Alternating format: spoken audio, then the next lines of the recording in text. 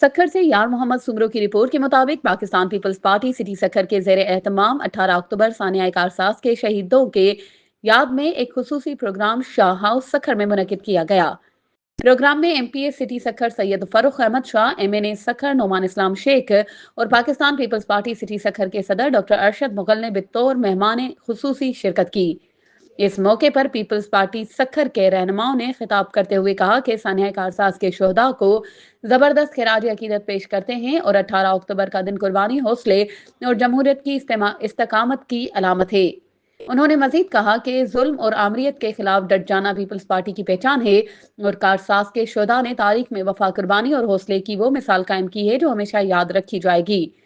Programme میں کارساز سانحہ کے شہیدوں کے لیے ایصال ثواب کے لیے قرآن خوانی کی گئی اور شہیدوں کی مغفرت کے لیے دعا کی گئی۔ اس موقع پر سینئر رہنماؤں اور پاکستان پیپلز پارٹی کے تمام عہدیداران، town chairmens, vice chairmens, U C chairmens, vice chairmens, councillors, ذیلی تنظیموں کے عہدیداران اور تمام کارکنان نے بھرپور شرکت کی۔ مزید خبروں اور اپڈیٹس کے لیے ہمارے چینل کو سبسکرائب کریں اور بیل آئیکن کو پریس کرنا نہ بھولیں۔